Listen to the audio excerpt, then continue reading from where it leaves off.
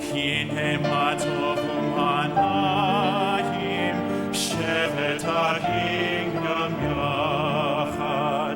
הנה מה טוב ומה נעים, שבת אחים גם יחד.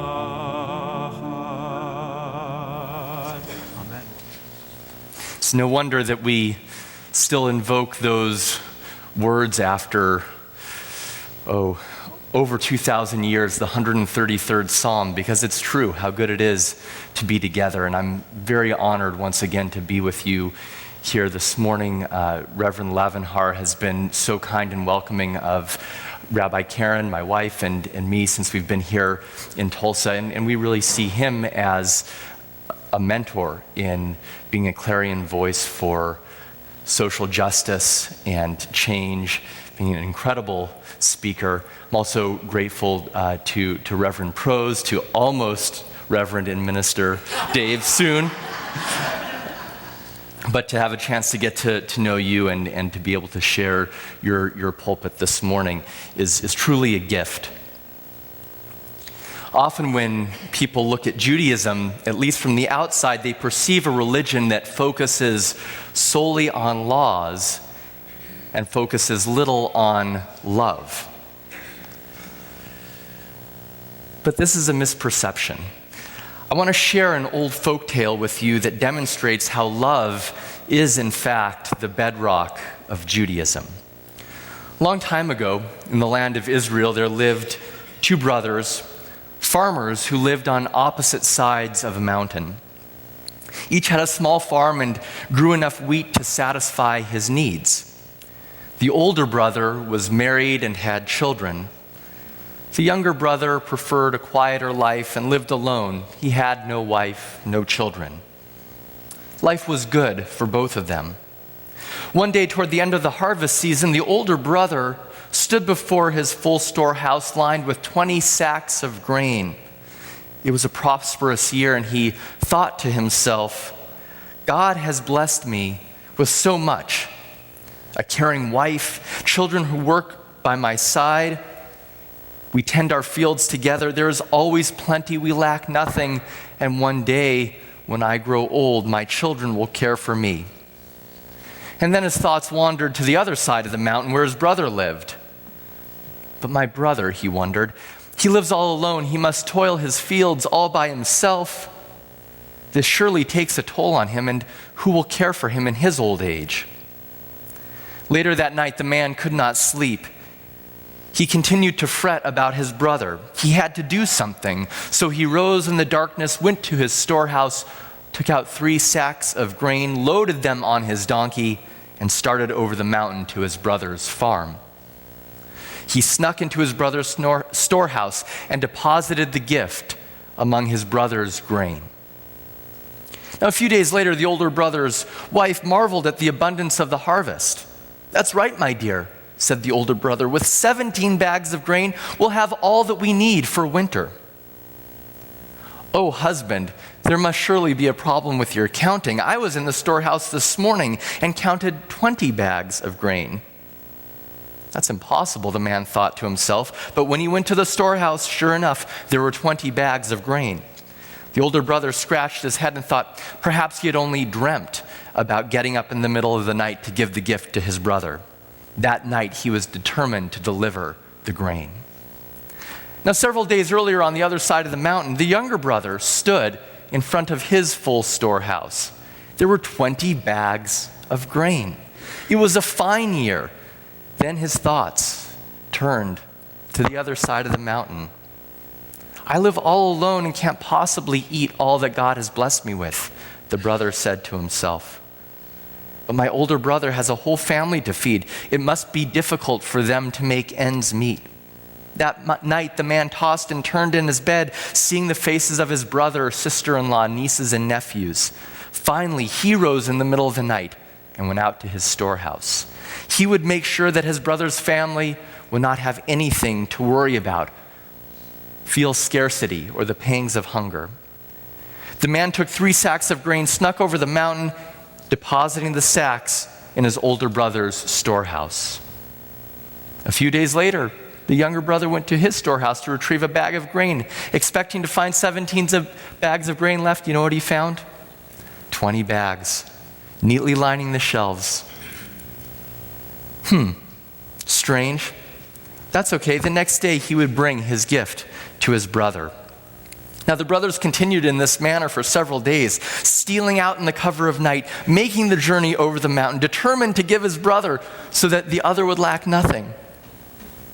And finally, one night, when the light of the moon gave pale illumination to the land, both brothers happened to set out from their storehouses at the same time. Each made his way up the mountain with his donkey and his bags, and cresting the mountain at the same time, the brothers met at the top. Seeing the sacks of grain laden on each other's donkeys, they understood. Dropping their bags, they wept in an embrace of brotherly love. It is said that on this very mountaintop, where the brothers met and embraced, God built the holy temple where the Israelites would come to worship. The house of God would be an eternal reminder of brotherly love. The ancient temple in Jerusalem was the heart of the Jewish nation and the soul of its religious life. Our story underscores that its foundation was love. Judaism, no less than all religions, flows from a sense of love. We cannot exist as human beings without love. We have a basic desire to give of ourselves out of a deep sense of compassion. And we find affirmation and overcome existential loneliness by receiving love. Our inmost yearning for something transcendent and eternal comes from our capacity to love and be loved. Human diversity reminds us that there are different ways to love and different ways to understand love. Each religion has unique understandings of love that lead to particular ways to interact with the world and people around us. And love finds expression in different contexts. Judaism celebrates erotic love in the biblical Song of Songs. You have captured my heart, my own, my bride. You have captured my heart with one glance of your eyes, with one coil of your necklace, my own, my bride. How much more delightful your love than wine, your ointments more fragrant than any spice. Judaism views sex and sexuality as a divine gift in the context of love and commitment. Jewish mystics imagine Shabbat, the Sabbath, as a bride who comes each week, bringing God and the people of Israel together in unity. Jews greet Shabbat by singing, "Enter, O bride, enter, O bride." And one of the great teachers of our time, Rabbi Lawrence Kushner, writes, "Eros awakens us to a heightened sensuality toward the world and simultaneously enables us to go beyond our individual selves as we seek to serve the one we love. In love, the two again become one." Whether between two human beings or a person and God, the ideal of love leads us to seek unity. In the Torah portion this past Shabbat, our weekly scriptural reading, we find one of the greatest statements of love in the entire Bible. Immediately after the verse declaring God's unity, the text continues, "Love God with all your heart, with all your soul, and with all your might." Deuteronomy chapter 6, verse 5. But the text does not describe what it means to feel love for God or expand on grand ideas about love. Rather, Torah teaches that we love God through our actions, by adhering to sacred obligations, ethical deeds, teaching our children how to live these values, and remembering to do the mitzvot, commandments, day and night in our home and on our way. Loving God is so important that Jewish liturgy invokes these words morning and evening in prayer. This blueprint for loving God teaches us that actions speak louder than words. In Judaism, deeds bring abstract ideas like love to life. Think about the story of the brothers. Each felt a powerful sense of love toward the other, but that love only became manifest when they climbed the mountain, bringing both physical and emotional sustenance. Our story also offers another simple yet powerful lesson.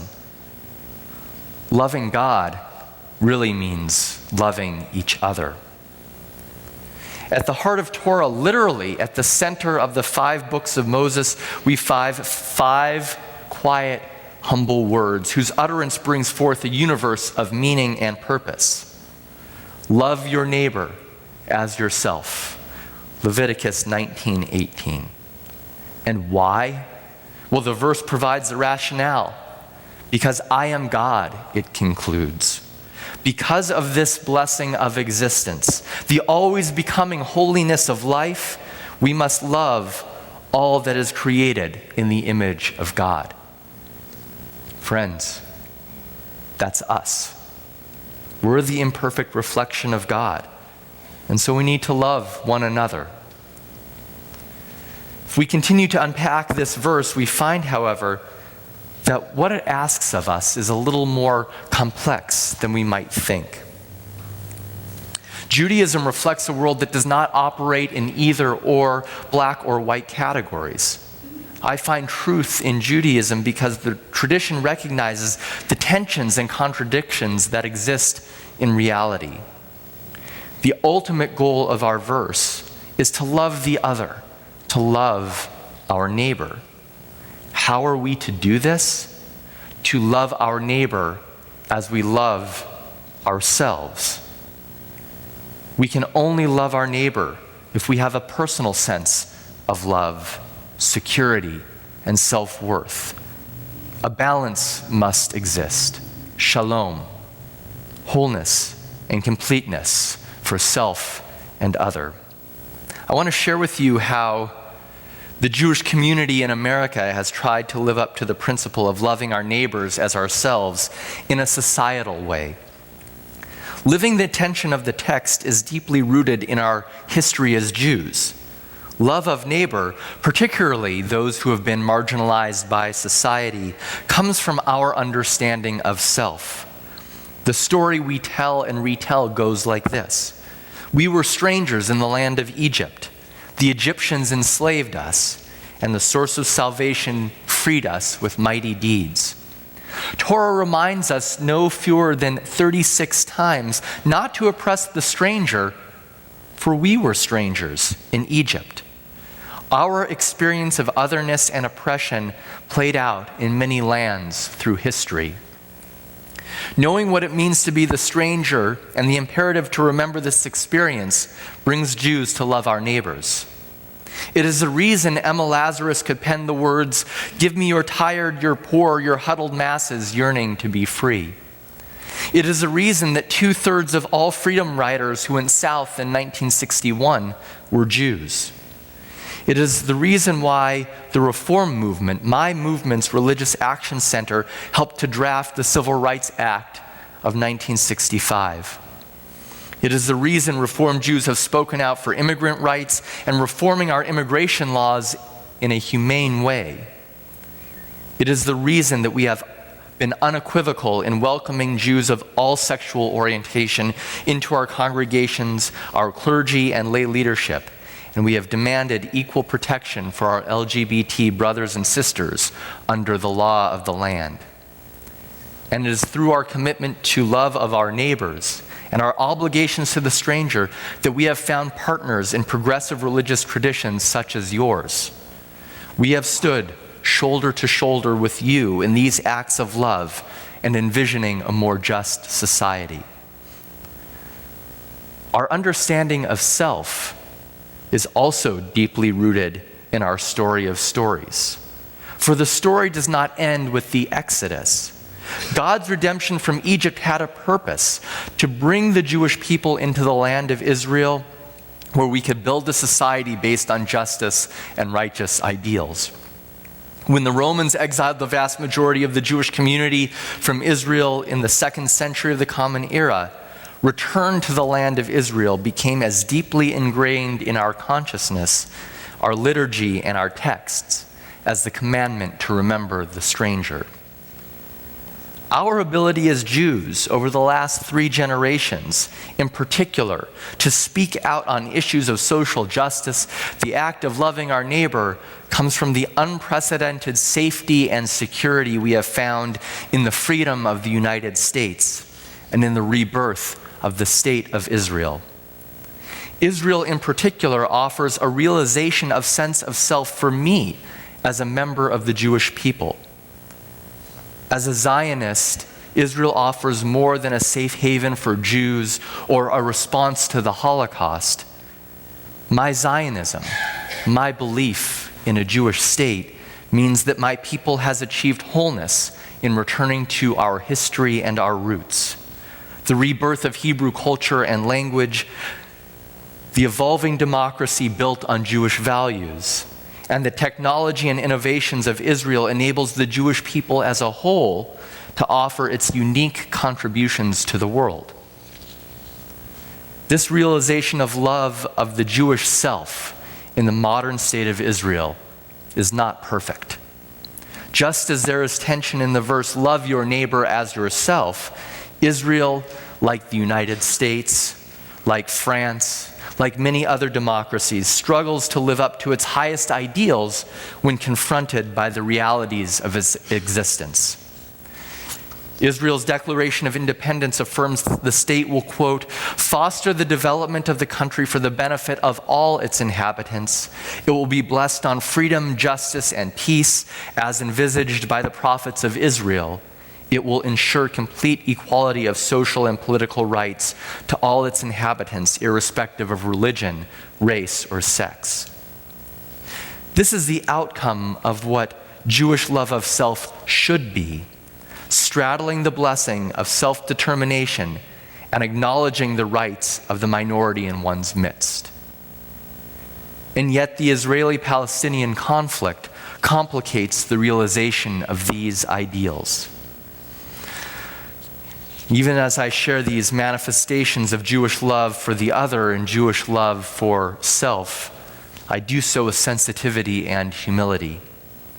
I know that for many in your community and other progressive denominations, Israel itself is a source of contention, and the conflict is a focal point of your justice work.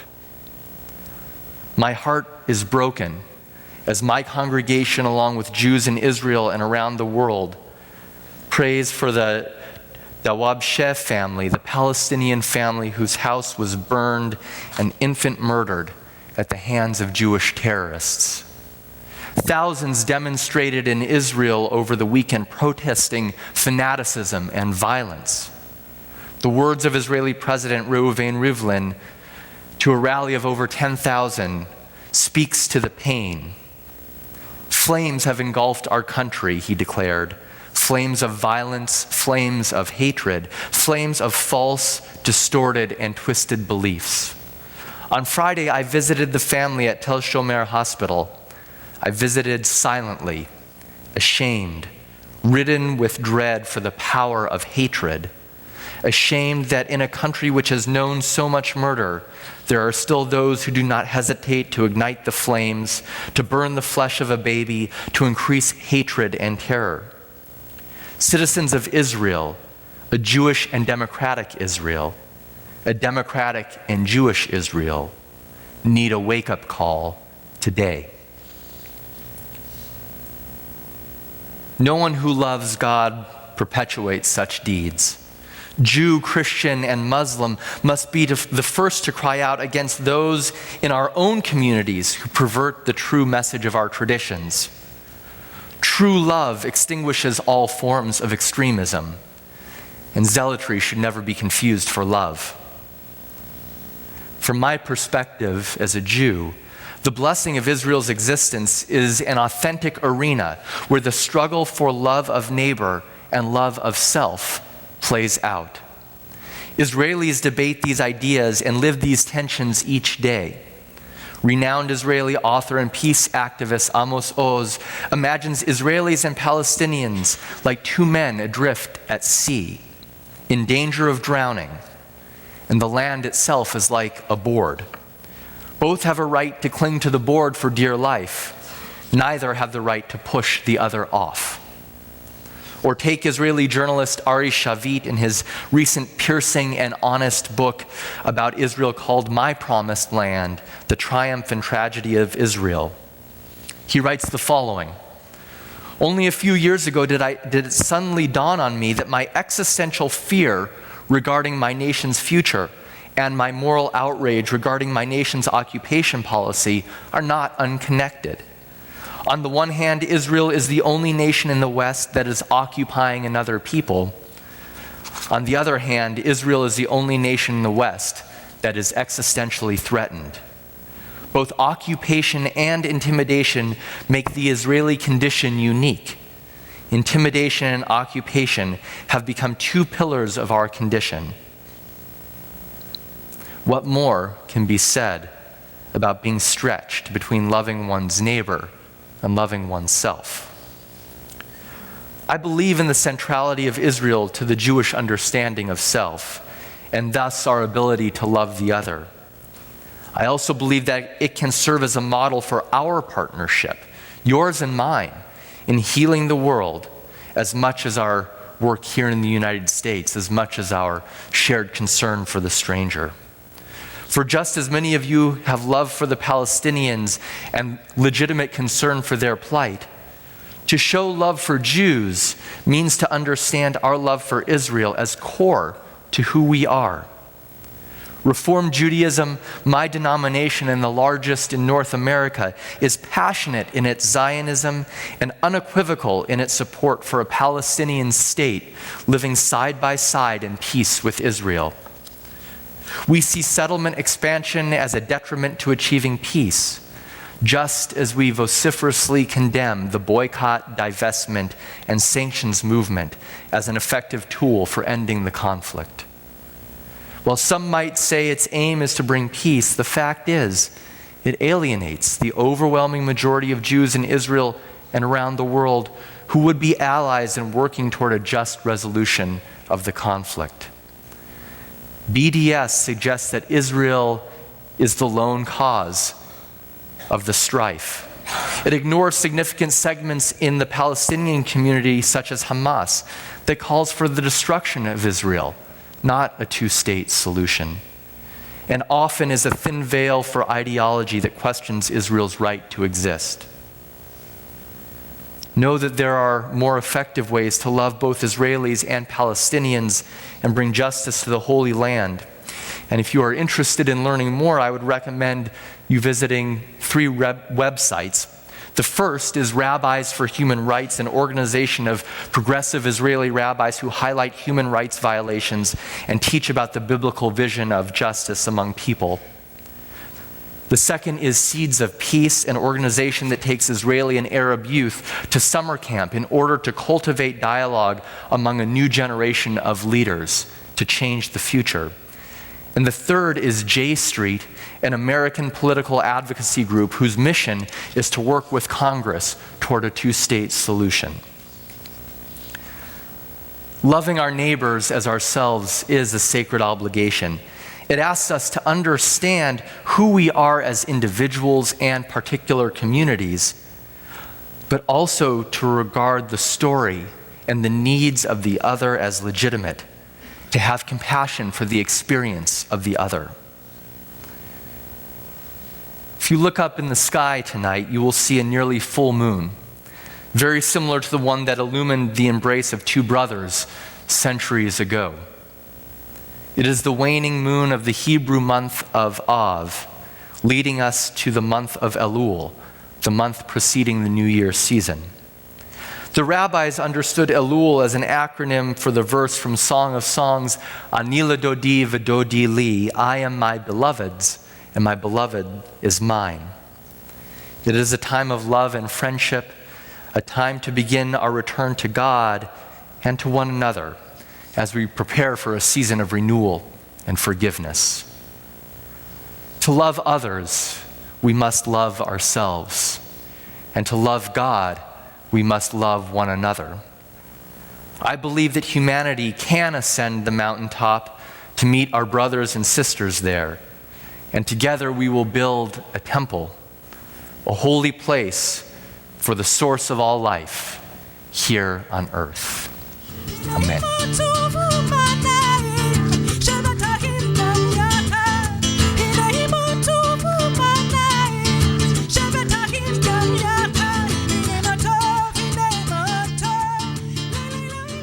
Thanks for tuning in online. We are so pleased with all the different people who have been tuning in from all over the country and all over the world to our ministry and what we're doing at All Souls here in Tulsa.